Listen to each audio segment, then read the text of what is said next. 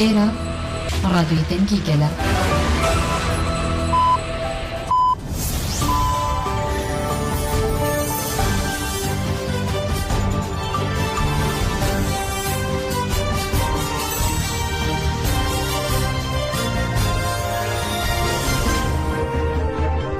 سەرانی هێژە ئەم کاتتان باش ئەمڕۆ چوارشەممە حەڤەی تەموزی 2024 لە ناوەندی هەواڵەکانی رادیۆ دەنگی گەل لەگەڵتانین بۆ گەشتی هەواڵەکان.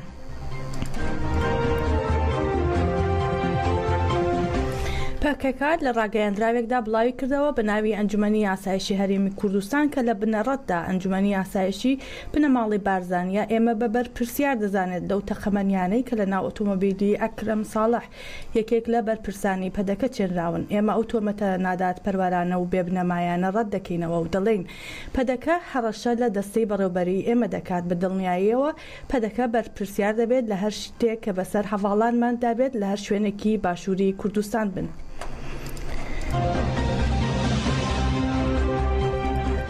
ناوەندی ڕاگەیاندن و چاپەمەنی هێزەکانی پاراستنی گەل هەپەگە لەبارەی هێرشە داگیرکاریەکانی دەوڵەتی تورک و بەکارهێنانی چەکی قەدەغەکراوی کیمیاوی لە دژی گەریلاکانی ئازادی کوردستان ڕاگەیاندراوێکی بڵاو کردەوە. هەپەگە لە ڕاگەیاندراوەکەیدا ئاماژەی بەوە کردووە گەریلاکانی ئازادی کوردستان بە ڕۆحی فیدایی ئاپۆیی بەرخۆدانی مێژووی خۆیان زیاتر دەکەن و ئەم بەرخۆدانانش دەکەنە چالاکی داهێنەرانە و دەوڵەمەند. بەم شێوەیە گورزی قورس لە داگیرکاران دەدات.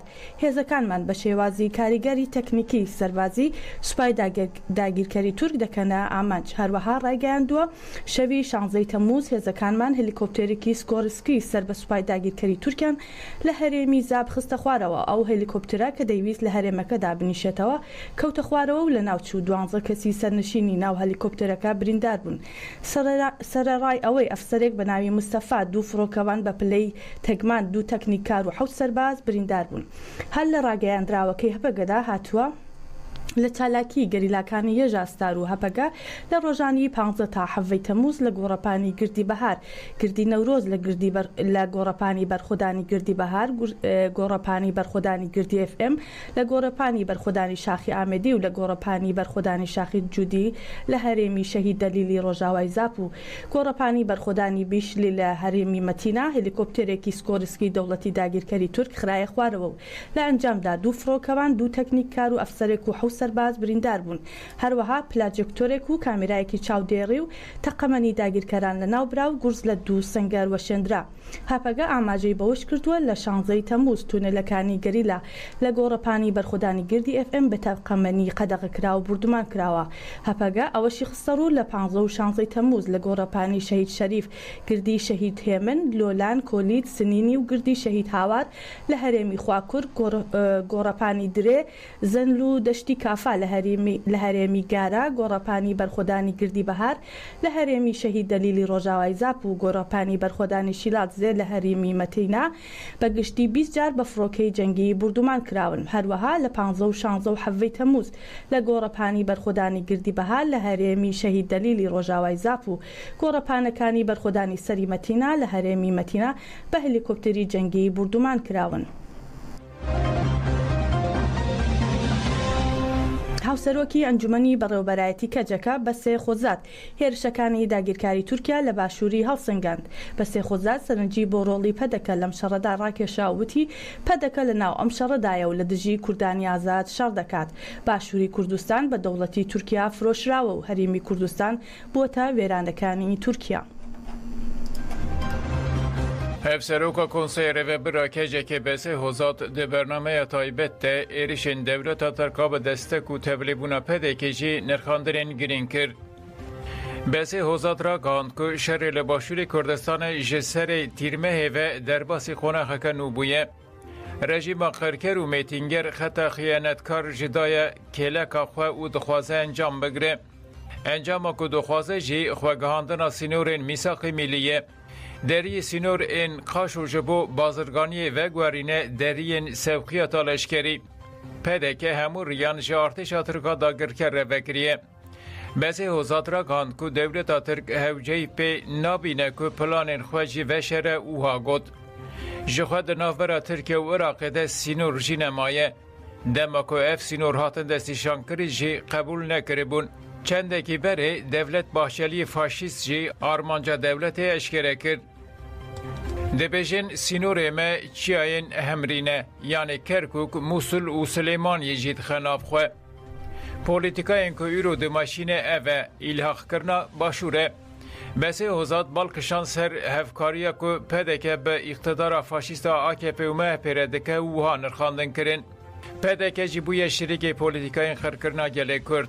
Bi AKP û MHP re şerê xirkirinê dimeşîne. Pedeke li ser xwîn û canê Kurdê azad berîkên xwe tije dike, sermaya xwe mezin dike.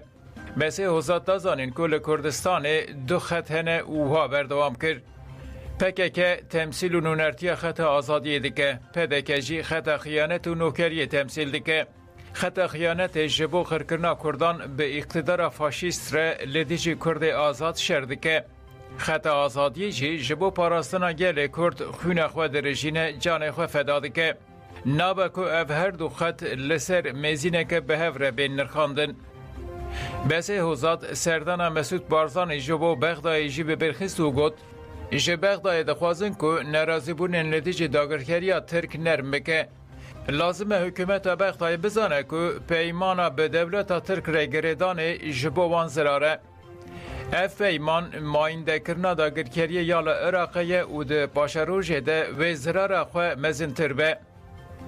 Besê hozat bang li gelê Kurd û gelê Iraqê jî kir ku li dijî helbesta hikûmeta Sudanî ku vê dagirkeriyê meşrû dike nerazîbûn nîşan bidin. Hevseroka Konseya Rêvebira Kecekê Besê hozat derheqa erk û berpirsyariyên demê jî wiha dibêje. Gerîla bi qehremanî şer dike. Fedaiye li zafer bi tenê bi riya şerê gerîla nayê xezenc kirin. Zafer jî encex bi riya şerê gel ê şoreşkerî were xezenc kirin. Ji ber wê jî lazim e gelê me piçûk, mezin, jin û mêr giş rabin serpiyan. Dema serhildanê ye. Ji ber ku serhildan xweparastina herî xurt e.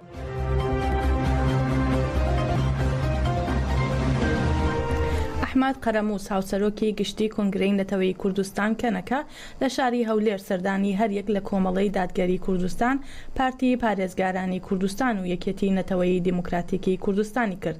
سەرەتا هاوسەرۆکی گشتی کەنەکە سەردانی کۆمەڵەی دادگەری کوردستانی کرد و لەلایەن ئەندامانی مەکتەبی سیاسیەوە پێشوازی لە هاوسەرۆک و شاندی یاوەری کرا.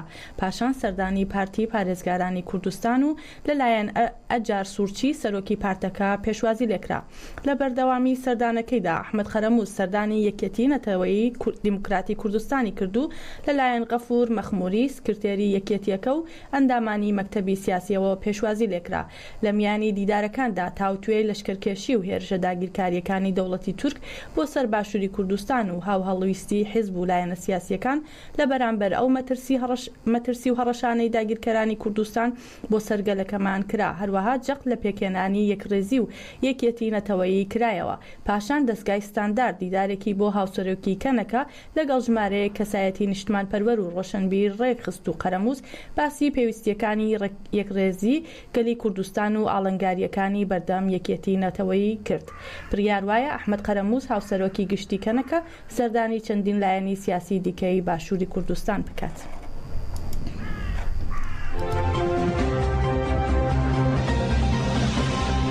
سوتنەوەی کۆمەڵگەی دیموکراتیک تەفدەم سەبارەت بە ساڵیادی شۆڕشی 19 تەمووز بەیاننامەیەکی نووسراوی بڵاو کردەوە. لە بەیاننامەکەدا یادی ڕێبەری گەلی کورد عەبدوڵڵا ئۆجەلان و کەسوکاری شەهیدان و برینداران و شەڕوانان و هێزەکانی بەرگری بەرز ڕاگیرا. لە ڕاگەیاندراوەکەدا ئاماژە بۆ کراوە کە لە شۆڕشی 19 تەمووزدا کە لە ساڵی 2012 لە کۆبانیەوە دەستی پێکردووە دەستکەوتی زۆر بەدی هاتووە و هیوای خەڵکی ناوچەکە زیندوو بووەتەوە. ئاماژە بەوەش کراوە شۆڕشی 19 تەمووز ئەزمونێکی زۆر گرنگە لە ناوچەکە و لە جیهاندا.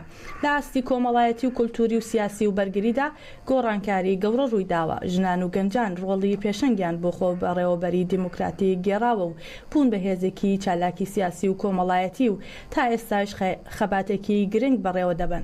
هەروەها لە بەیاننامەکەدا باس لە هەڵوێستی دەوڵەتی داگیرکەری تورکیا کراوە کە ڕۆژانە بە شێوەیەکی دڕندانە هێرش دەکاتە سەر گەلی کورد تەفدەم تیش دەخاتە سەر هەوڵی ئاشبوونەوەی حکوومەتی ئەردوغان و ڕژیمی سووریا و دەڵێت ئامانجی سەرەکی ئاشبوونەوەکە پاساودانی داگیرکاریەکان و تێکشاندنی ئیرادەی خەڵکی کورد و هەروەها شۆڕشی 19 تەمووزە. لە کۆتایی بەیاننامەکەدا پانگەوازی خەڵکی ناوچەکە کراوە کە بە کۆمەڵ بەشداری ئاهەنگەکانی شۆڕشی 19 تەمووز بکەن و بەرپرسیارانە لە دژی سیاسەتە جێنۆسایدیەکان بوەستنەوە.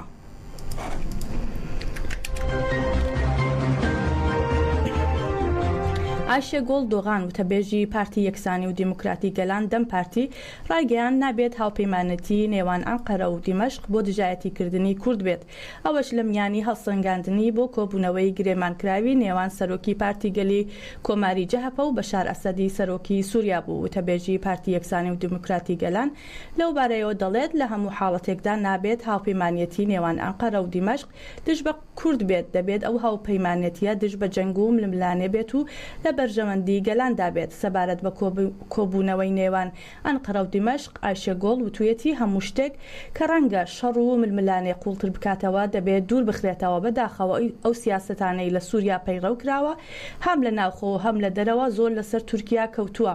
پێویستە سیاسەتێکی شەفاف پەیڕەو بکرێت و ئیرادەی ئەو خەڵکەی لەوێ دەژین لە بەرچاو بگیرێت. بۆ نمونە لە پرسی پەنابەراندا چۆن مامەڵە دەکرێت تەنانەت گەڕانەوەی ئارەزومەندانە پێویستە کراوە بێت. هەروەها دۆغان دەڵێت پێویستە ڕایگشتی لەو مەرجانە ئاگادار بکرێتەوە کە لە ژێر سایەیدا ڕێکەوتن دەکرێت. بێگومان کورد و دەستکەوتەکانی بابەتێکی زۆر گرنگە. لە هیچ بارودۆخێکدا نابێت هاوپەیمانی نێوان ئەنقەرە و دیمەشق دژی کورد بێت دەبێت دوژمنایەتی شەڕ و ململانێ بکات و بەرژەوەندی گەلان بپارێزێت.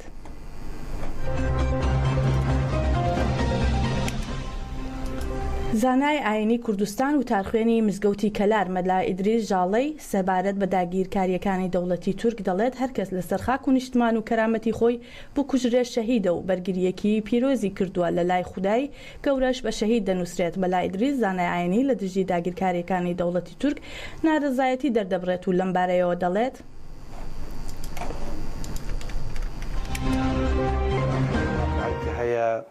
کە ئێستا کوردستان دابش بوو بەسەر وڵاتانی عێراق و تورکیا و سووریا و ئێران وڵاتانی دراوسێ بەداخەوە وەشەڵێم کە هاو ئاینیشمانن بە جۆرێک لە جۆرەکان بەڵام داگیرکارن بە نسبەت ئێمە وەکو تاکی بە ناوی ئاینەوە هەستی ئاینی گەلی کوردیان قۆستۆتەوە زانیوە بەکارهێناوە بۆ ئەوەی کە وا لە کورد بکەن کە هەستە ئاینەکەی ڕێگری لێ بکات لەوەی کە خاوەنی وڵاتی سەر بەخۆ بێ و هەستە ئاینەکەی وای لێ بکات کە نەتوانێت ڕوبەڕووی داگیرکەران بێتەوە چونکە گوایە داگیرکەران بەرگێکی ئاینیان پۆشیوە لە مسلمانان ئەوەیە کە هەرگیز داگیرکاری قبول نەکەن هەر کەس بە پێی ئەو توانای ئیمکانەی کە هەیەی حتا بۆ نمونە لە بایکۆتکردنی کاڵایەکی وڵاتی داگیرکەرەوە بگرە هەتا بەکارنەهێنانی کەناڵەکانی ڕاگەاندنی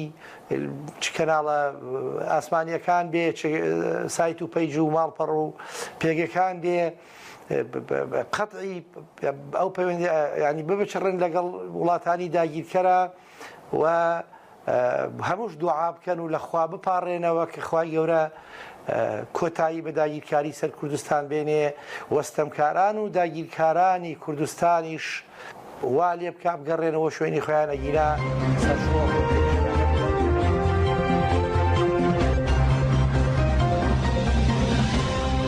بەپێی سەرچاوە خۆجەیەکانی هەرێمی کوردستان دووجار هێرشی ئاسمانی کرایە سەرگوندی گۆهەرزی ناوچەی ئامێدی و لە ئەنجامی بردومانەکاندا ئاگرێکی گەورە لە ناوچەکە کەوتوتەوە و ڕێگریش کرا لەوەی گوندنشینان ئاگرەکە بکوژێننەوە. هاوکات لەگەڵ هێرشەکان گواستنەوە و جموجوڵی سەربازیش بێوەستان لە هەرێمەکە بەردەوامە.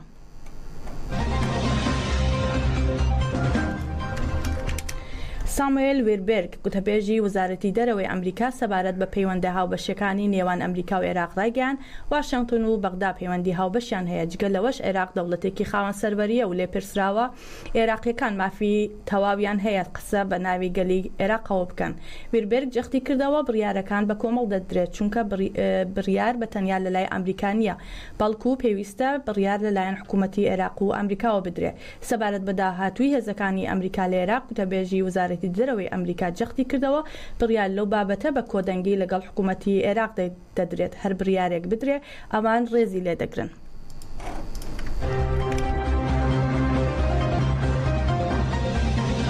فەرماندەیی ناوەندی ئەمریکا سینگتۆم لەبارەی ئاماری هێرشی چەتەکانی داعش لە عێراق و سووریا لە سەرەتای ئەمساڵەوە تا مانگی حوزەیرانی ئەمساڵ لە تۆڕی کۆمەڵایەتی ئیکس ڕاگەیاندراوێکی بڵاو کردەوە.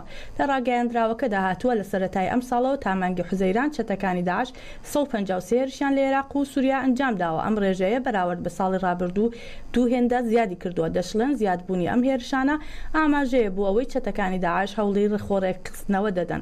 ئاماژە بەوەش کراوە فەرماندەیی ناوەندی ویلایەتە یەکگرتووەکانی ئەمریکا لەو ماوەیەدا 196 هێرشیان بۆ سەر چەتەکانی داعش ئەنجامدا و لە ئەنجامدا 44 چەتەی داعش کوژراون و 166 چەتەش دەستگیر کراون. هەروەها ئەوە خراوەتە ڕوو لە سووریا 59 ئۆپەراسیۆنی تایبەتی هاوبەش شان بەشانی هێزەکانی سووریای دموکراتیک و هاوبەشەکانی دیکە ئەنجام دراون. لە ئەنجامدا 4 چەتەی داعش کوژراون و 92 چەتەش دەستگیر کراون.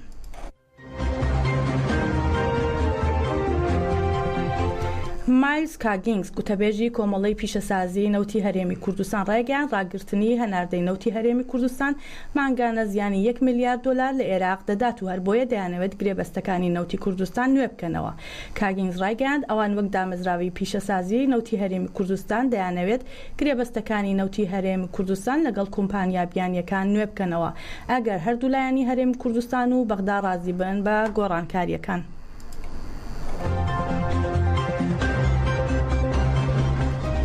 میدیا عێراقیەکان لەبارەی دەستپێکردنەوەی هێرشی گروپە چەکدارەکانی عێراق بۆ سەر بنکەکانی هاوپەیمانان زانیاری نوێیان بڵاو کردەوە.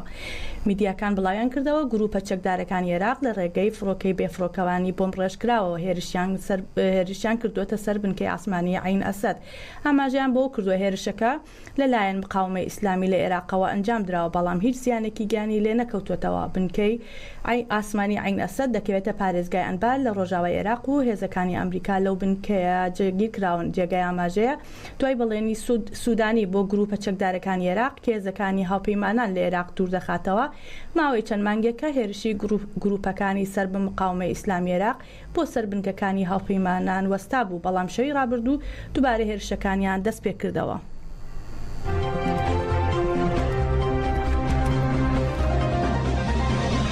لە ماوەی 5 مانگی سەرەتای ئەمساڵدا لە تورکیا 1716 کۆمپانیا داخراون. ڕێژەی دامەزراندنی کۆمپانیاکانیش بەراورد بە ساڵی ڕابردوو نزیکەی 18% کەمی کردووە. بە گوێرەی داتاکانی یەکێتی بۆرسەکان و ژوورە بازرگانی و پیشەسازیەکانی تورکیا لە 5 مانگی یەکەمی ئەمساڵدا 53383 کۆمپانیا دامەزرێنراون. لە هەمان ماوەی ساڵی ڕابردوو 64528 کۆمپانیا دامەزرابوون.